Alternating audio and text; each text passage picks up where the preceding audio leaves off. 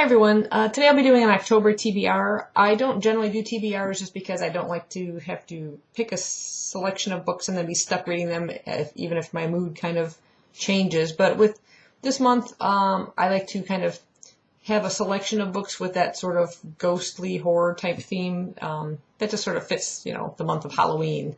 And so I've got a selection of books here I want to share with you that I'll be choosing from this month. I won't necessarily get to all of them, but at least get an idea of kind of the things I'm aiming for. Currently, I am in the middle of about 3 books. I shared these 2 recently with you on my latest Friday reads.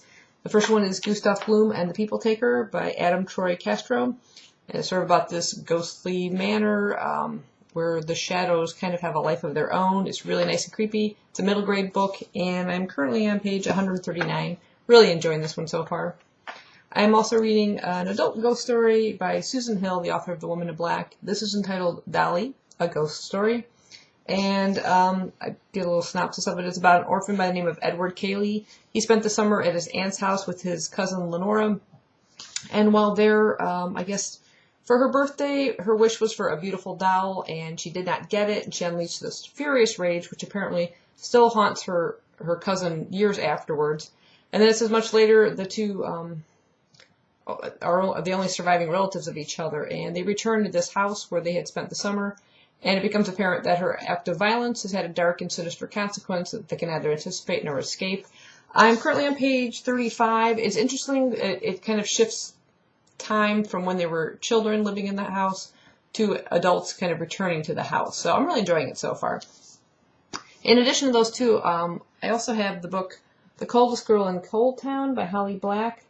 Now, I happened to download this when it kind of popped up for $3.99 on the internet, and I got the ebook version of it. And I also just recently joined audible.com. I thought I'd give that a try since I do listen to a lot of audiobooks, and the selection at the library is kind of limited. And you get your first audio for free, so I ended up actually choosing this particular book. And I'm already on I'm on chapter 27 of it, and I am enjoying it so far. It has a little different twist to the whole vampire genre. But again, it's perfect for this time of year, a perfect theme. In addition to those 3, which I'm in the middle of, I have a selection, like I said, of books that I'm going to be choosing from. This next one I am totally psyched to read, and yes, I went there. It is called Psyched. It is by Julie Caldwell. I received this from a fellow friend on Goodreads. She received it for review, and it wasn't something that she generally reads, so she asked if I would be interested in it, and I said definitely yes. I mean, look at this cover. Totally cool. It's about a girl named Aisi Ture. She apparently sees ghosts and demons. Now her brother's being haunted by these ghosts, and her mother kind of pretends to be a psychic for cash. That's how she makes money. And her father apparently has some sort of secret, and that secret's going to change their entire world. So I'm curious to see where this is going to go. It's a pretty small book. It should be pretty quick to read, although the print isn't super large, but totally psyched to get into it. The next one is a book that the movie The Grudge is based on, and I saw this at a used bookshop. It snatched it up right away, and this is Juwan. It's by Kei Oishi. I apologize if I butchered that name. I'm looking at that cover. That kid just creeps the heck out of me. I'll just go ahead and read what it's about. It says, Juwan, it's a haunting, a curse. When a young woman and her son are violently murdered in their home, and their bodies left in the attic to rot, their spirits are bound to the house, terrorizing anyone who dare enter. Years after the murders, Rika Nishina, a volunteer at a care center for the elderly, is asked to check on an invalid charge. Sensing a presence in the house, Rika ventures up to the 2nd floor where she discovers a closet that has been sealed with tape. Tentatively, she begins to peel the tape from the door. Duh, it's like following a trail of blood. Let's see where it goes. Are you crazy? Run for your life. But yeah, I'm hoping to get to that one. That's not top of my list though, since I kind of know the basic story of it. I kind of prefer something unknown to me and more creepy, but maybe I'll be able to squeeze that one in this month. One I definitely want to read though is the sequel to a book that actually did give me a nightmare, and this is Solstice, book 2 in the Devouring series. It's a trilogy. It's by Simon Holt. And it's about these strange beings called the Devourers, where they're evil demonic beings that inhabit human bodies on Starry Night, the darkest hours of winter solstice.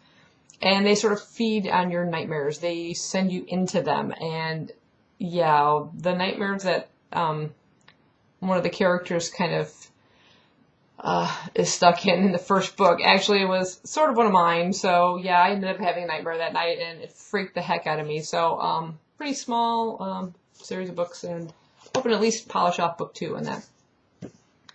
Another one is The Nightmares by Dan Pawlowski, and this one, I'll go ahead and read the synopsis. This is Timothy July has a secret, and it's giving him nightmares. So got a theme going here. Abigail Tremens has a problem. Her nightmares are haunting her while she is awake. When they team up for a school project, they don't realize that Abigail's past and Timothy's present are making them the target of a terrible curse, a curse that turns their worst fears to reality. But their fears are just the beginning. The curse stems from a strange artifact that gains strength by devouring a human soul, and it needs to feed again. So that sounds pretty cool. I have a couple graphic novels, mangas coming up here. These are something I can kind of just slip in between and polish off pretty quickly. And one of those is book 5 in the Parasite series. This is by Hitoshi Awaki. It's a manga, so it reads right to left. And I can go ahead and read the synopsis on it because it's not really giving anything away. It's just the general storyline of the manga series. Shinichi was just an ordinary high school student until his body was invaded by a parasite, a horrifying alien being. Now Shinichi is a monster with a human face and a human conscience. He is unlike anything else in the world, part man, part alien, and caught in a desperate struggle to save his own soul. This is super cool. Again, just black and white illustrations. And I love the storyline so far. And in terms of these alien parasites that are invading humans, it sort of had a different effect in Shinichi. It didn't quite reach his brain, so he has sort of control or can at least communicate, and it's not totally taken over his body. So it's a really, really cool series so far, and I'm enjoying that. I picked up a graphic novel, and this is a revival. It's a rural noir by Tim Seeley and Mike Norton. This is volume 1, and it says You're Among Friends, and it's sort of takes place in Wisconsin, and it's the it says, for one day in rural central Wisconsin, the dead come back to life. Now it is up to Officer Dana Cypress to deal with the media scrutiny, religious zealots, and government quarantine that has come with them. In a town where the living have to learn to deal with those who are supposed to be dead, Officer Cypress must solve a brutal murder, and everyone, alive or undead, is suspect. So it sounds pretty cool. I mean, the cover just sort of drew me in, and thin little things, color illustrations.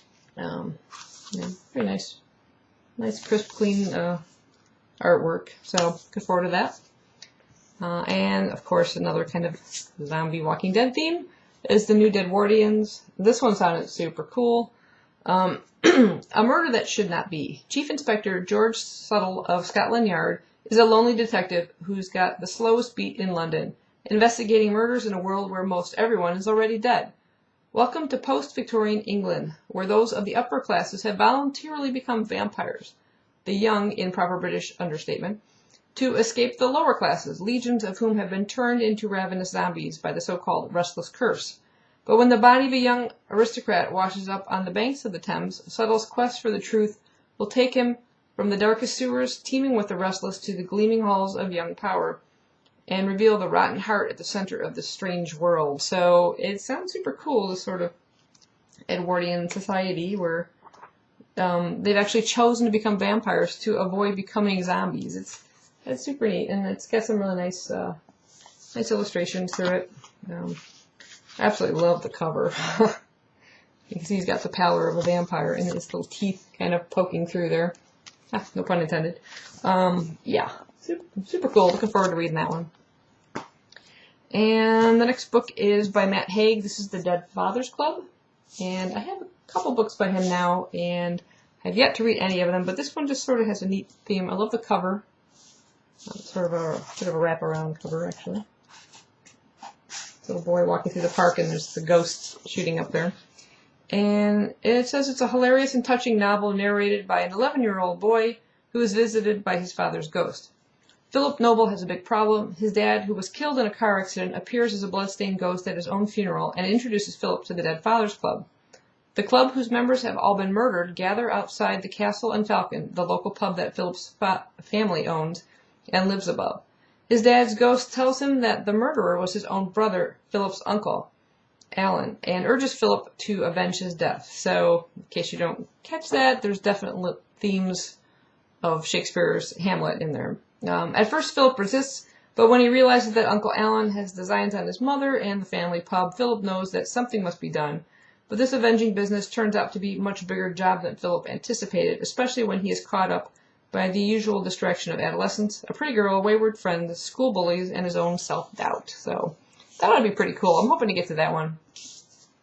And the last one I have for you is a book I received. I won it in a giveaway from Goodreads. I don't know how this keeps happening, but it sounded really cool. This is Constable and Toop by Gareth P. Jones. And this is an advanced reader copy. Take a close look at the cover. It's super cool with ghosts floating up there. And this book is being published by Amulet, which is a division or an imprint of Abrams, and it's coming out sometime in October. Perfect month for it. I'll go ahead and read the synopsis for you here. It says, in Constable and Toop, something mysterious and terrible is happening throughout Victorian London. Ghosts are disappearing. When this reaches the attention of the Ghost Bureau, the diligent but clueless Mr. Lapswood, a paranormal paper pusher, is sent to investigate, and what he discovers is grave. Very punny. A voracious spiritual infestation known as the Black Rot has arrived. The Black Rot empties haunted houses and sucks in unsuspecting ghosts to imprison them. Lapswood's investigation weaves through the plot lines of several other memorable characters, both living and dead, including Sam Toop, an undertaker's son, who can communicate with ghosts, a serial slasher reminiscent of Jack the Ripper, an evangelical exorcist, and many more. The living and dead must work together if they hope to destroy the Black Rot before it destroys both the ghost and human world. So, sounds super, super cool. I love the beginning chapters and how they're laid out like that, with the little design in each one of them. Pretty big print. Sounds really, really good, and I'm definitely going to be reading this one this month. I will move that up to the list, I believe. So, that is my October TBR. Hope you guys found something maybe to add to yours, and let me know down below what you plan on reading this month. Awesome. It's Halloween. Right around the corner. Have a spooky good read. Thanks for watching.